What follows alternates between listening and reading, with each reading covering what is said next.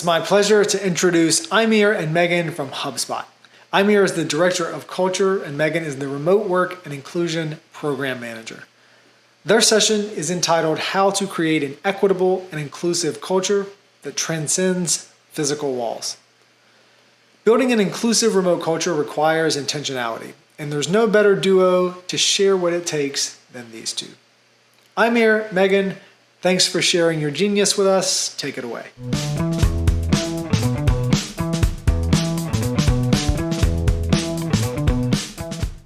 Hi, everybody. We are so excited to be here today virtually to present at the GitLab Commit conference. To introduce myself, I am Eimear Marrinan, Director of Culture at HubSpot. And I'm Meaghan Williams, the Remote Work and Inclusion Program Manager at HubSpot. And over the next 10 minutes or so, we will be walking you through something that is really close to both of our hearts, and that is culture. And more specifically, how to create a culture that transcends physical space, something that couldn't be more relevant and timely. So first of all, what is culture? Well, culture has about as many definitions as the number of people who have defined it. In general, when people think about culture, especially in the tech world, the images that come to mind are often of free coffee, nap rooms, and pool tables.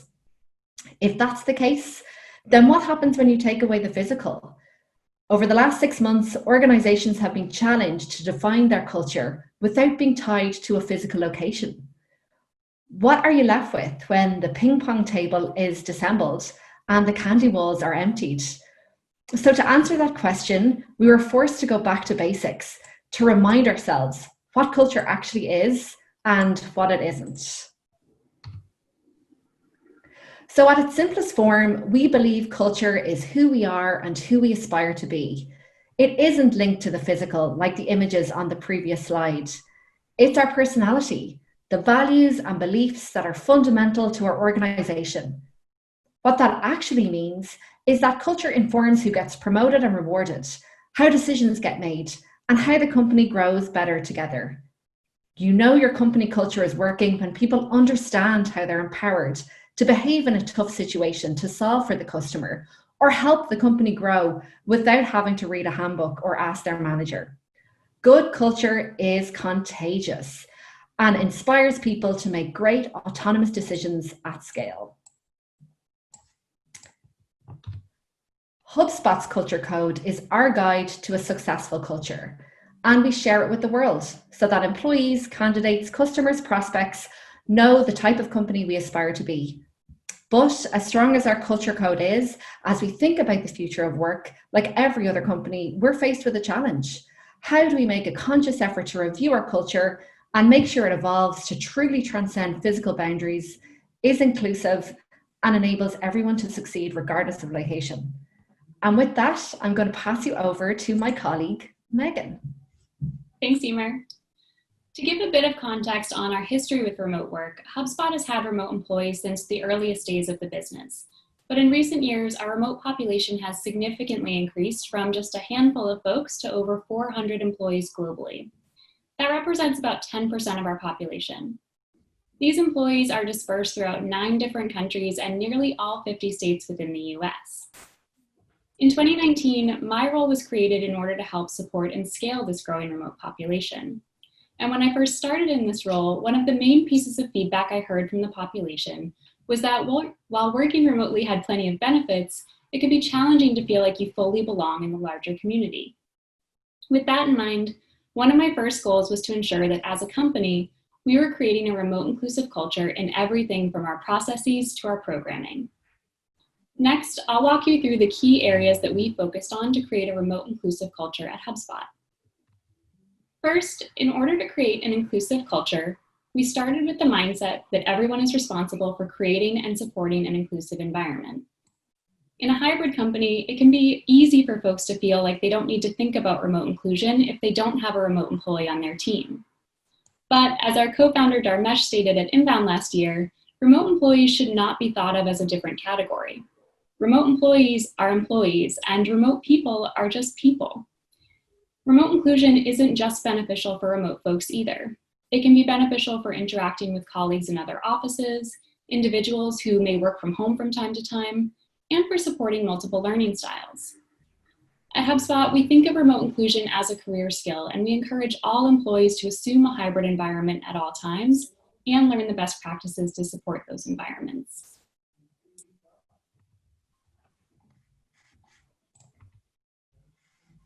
Next, we leaned into technology to support our inclusion efforts.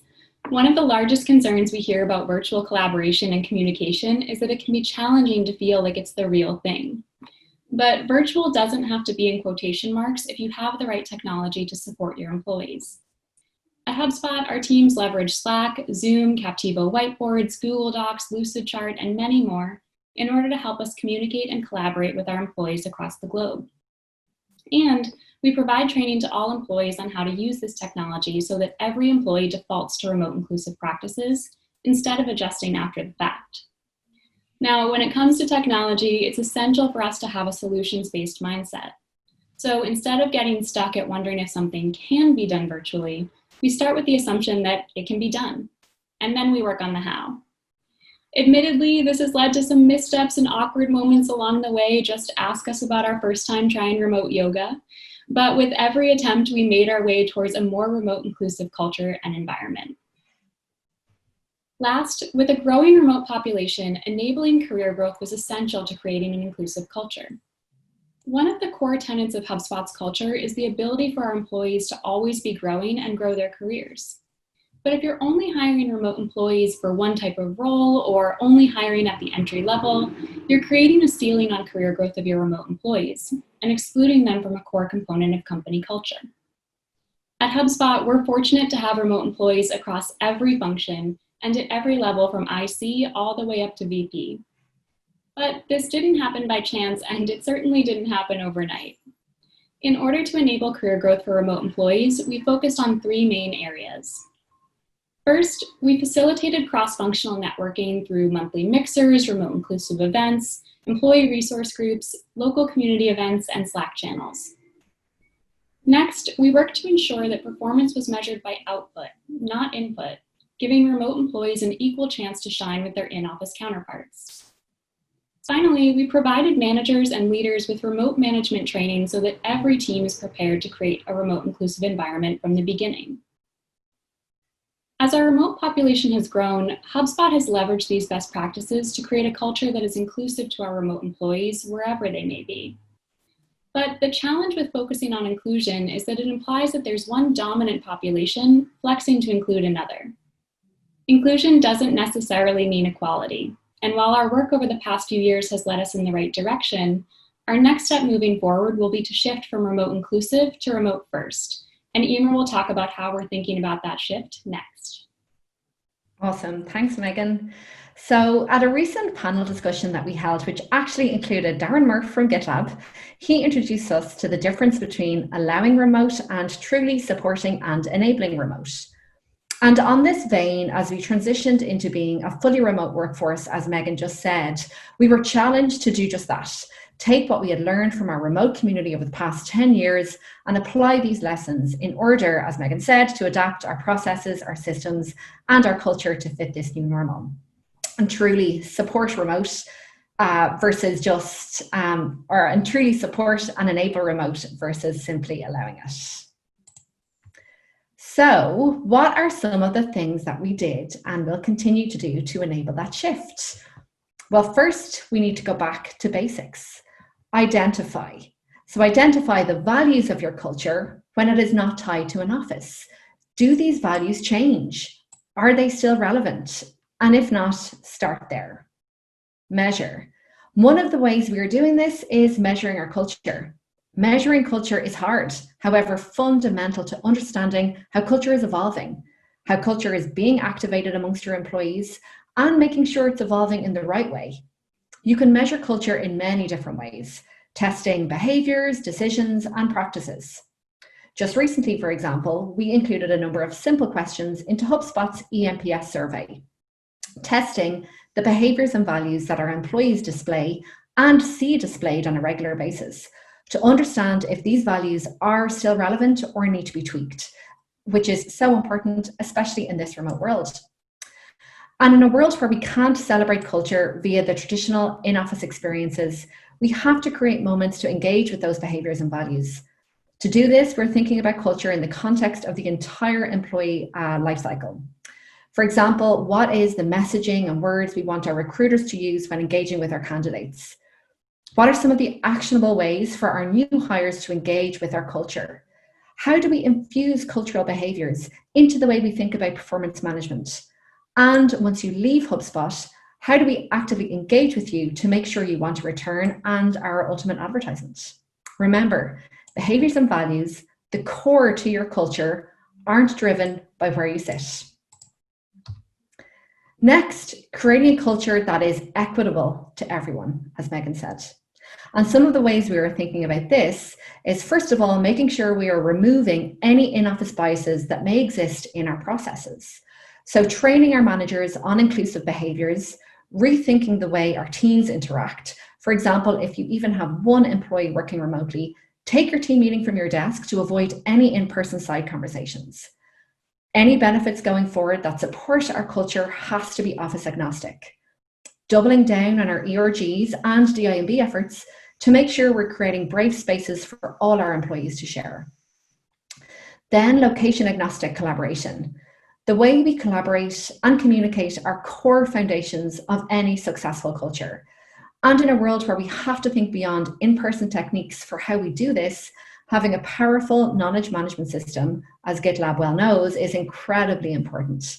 We need to write everything down, create playbooks for what we can, and be transparent and intentional in how and when we communicate and collaborate. We have to wipe away the assumption that anyone knows anything, saying things out loud as managers instead of assuming. And finally, all of our in-office employee experiences, or all of our employee experiences in general, they have to move from a remote-friendly world to a remote-first world, focusing on people over location. Everything we do has to solve for the virtual experience first, and then solve for physical meeting spaces and in-person experiences second. For example, we can't simply copy and paste what we would do in the office by adding a Zoom link. We need to adjust our experiences to engage everybody in our culture and foster a more connected global community. And if we're planning something that is better suited for an in-person experience and it can't be replicated virtually, then we need to rethink our plans. We, of course, also need to be creative and think outside the box and create experiences that is accessible to everybody, which includes a mix of team experiences, self-paced learnings, and larger global events. So I know that was a lot. So we may think super simple by recapping everything on this one slide. Screen grab this, guys. We're sharing our slides, so you can definitely take this. This is literally your action plan for today on how to create your culture that transcends physical space. Thanks, Eimear, and thank you all so much for joining us. We hope that our learnings are helpful to you wherever you may be in your journey towards creating a remote-first culture, and we look forward to learning more from all of you at GitLab Commit.